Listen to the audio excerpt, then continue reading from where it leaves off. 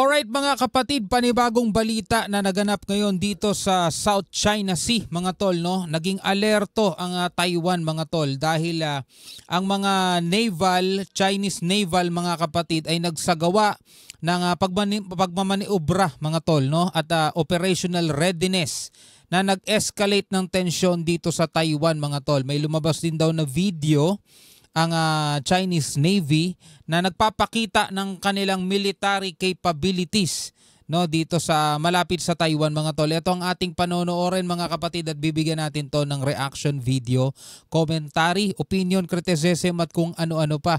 Etong tensyon na nangyayari ngayon mga tol dito sa China at sa Taiwan, ito yung pinapangambahan, no, na posibleng maging susunod daw na labanan, no, after nitong nangyayari sa gitnang silangan mga tol. At direktang nagbabala na mga tol si Biden sa China na poprotektahan nila o dedepensahan nila mga tol itong Taiwan. Ibig sabihin, handa silang makipaglaban mga kapatid para sa kapakanan ng Taiwan. Ito ang ating panonoorin ngayon mula rito sa Wiyon. Samahan ninyo ako mga tol, wag na natin patagalin pa, panoorin na natin.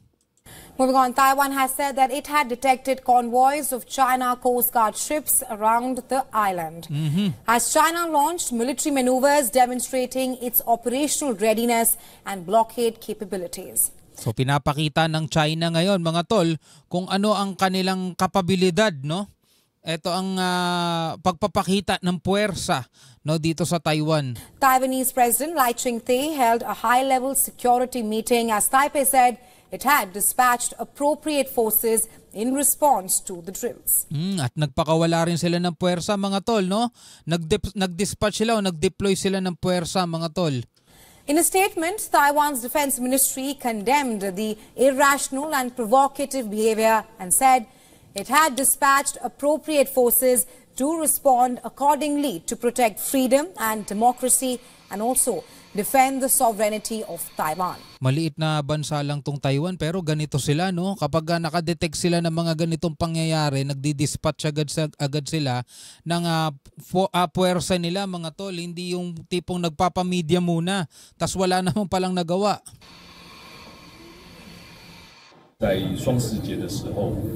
We will continue to monitor whether the drill area will be expanded and extended. During the National Day, the President held out an olive branch in his keynote speech, which was highly praised by the international community. But China ignored the message and continued to threaten Taiwan with military actions. Ganun naman di ba?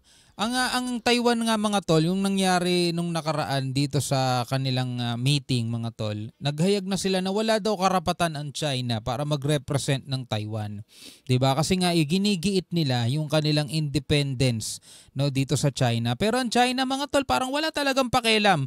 Kahit anong sabihin ng mga bansang nakapalibot sa kanila, wala silang pakialam mga tol, kahit na international law pa ang nagsasabi, kahit na UNCLOS pa nagsasabi, kahit na Court of Arbitration pa nagsasabi, wala silang pakialam. Gagawin nila kung ano yung gusto nilang gawin para makuha nila yung gusto nilang kunin. I think the world will watch closely and will not agree to the action. China deployed planes and ships to encircle Taiwan in drills Beijing said were aimed at sending a stern warning to the separatist forces in Taiwan. Grabe, no? Nagpadala sila ng mga barko at aeroplano at pinalibutan ng Taiwan China's Defense Ministry said that it was conducting Joint SWORD 2024B drills to test the joint operations capabilities of the Theater Command's troops. China's Coast Guard also said that it has dispatched 4 fleets to conduct inspections around Taiwan. Now, Taiwanese Defense Ministry reported that a Chinese Navy group led by aircraft carrier Liaoning. Grabe, tingnan nyo naman kung gaano kaliit ang Taiwan kumpara mo sa China. Diba? Isang isla lang nga talaga sila. Kasing laki nga lang din sila nitong Hainan Island ng China Tapos tignan mo, malaki pa ang Luzon mga tol dito sa Taiwan. Pero malakas ang Taiwan. Developed country na rin yan mga tol. Diba? Isa na, mas maunlad yan kaysa sa kabuuan ng Pilipinas mga kapatid. Diba? At kita nyo naman, diba? Pinaikutan sila ng China, ng puwersa ng China, nag-dispatch din sila ng kanilang puwersa. Talagang pumapalag sila mga tol. No? Defense Ministry reported that a Chinese Navy group led by aircraft carrier Liaoning had entered waters near the Bashi Channel that separates Taiwan from the Philippines. China claims Taiwan is a part of its own territory and has not ruled out the use of force to bring Taiwan under its control.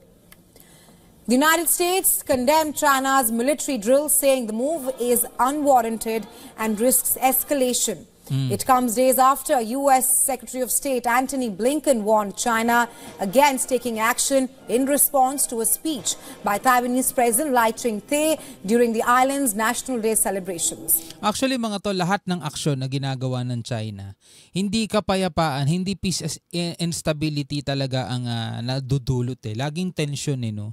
Nangyayari dito sa Taiwan Strait, nangyayari dito sa West Philippine Sea, diba? Nangyayari pa sa ibang rehiyon mga tol.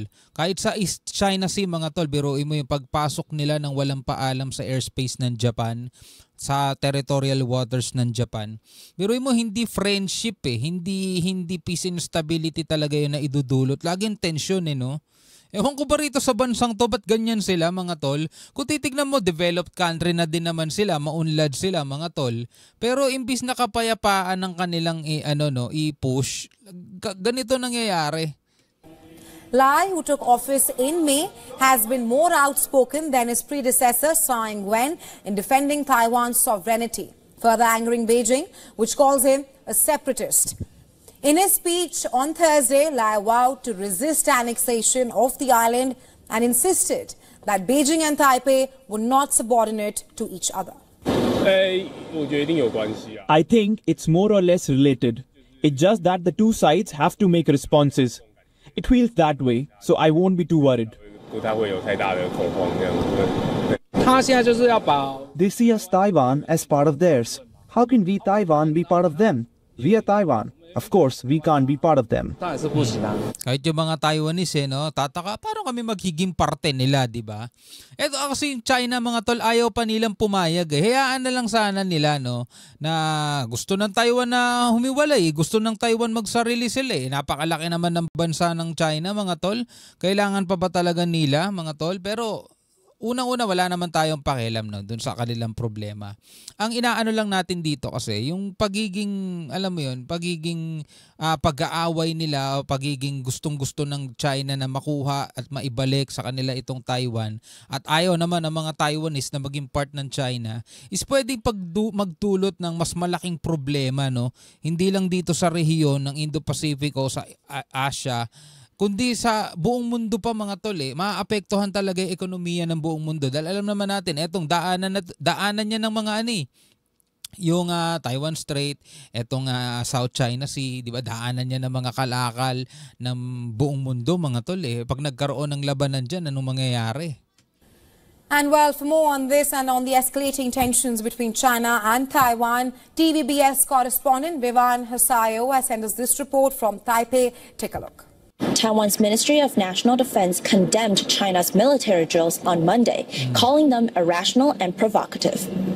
China began its Joint Sword 2024B drills early Monday, just 4 days after Taiwan's National Day celebrations. China says the drills serve as a stern warning to Taiwan's independence forces. The Chinese Army, Navy, Air Force, and Rocket Force will conduct these drills indefinitely in the Taiwan Strait and surrounding areas. The drills will focus on sea-air patrols, controlling key ports, and testing joint combat capabilities, according to the PLA. Talagang pinaghahandaan nila na matindi itong Taiwan. Well, hindi lang naman din kasi Taiwan ang makakalaban nila rito, mga tol Di ba, nagbabala na rin ang Amerika Taiwan's Defense Ministry says all soldiers are on high alert to face this growing threat. The ministry referenced President Lai's National Day speech, reaffirming his commitment to maintaining cross-strait peace and stability.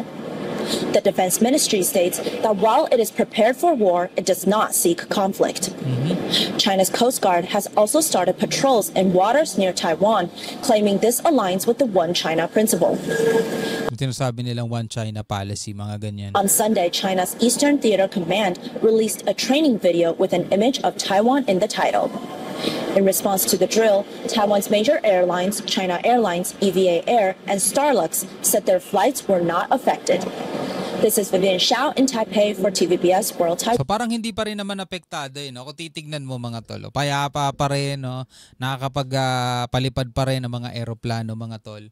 Pero ito kasi ang binabantayan ngayon ng mundo, itong conflict sa pagitan ng China at sa Taiwan. Nang sabi nga, posibleng maging susunod na kaguluhan after nitong Middle East mga tol. Na wag naman sana dahil hindi na talaga kailangan pa ng mundo ang isa pang labanan na katulad nito, no? Na pwedeng mas makaapekto pa.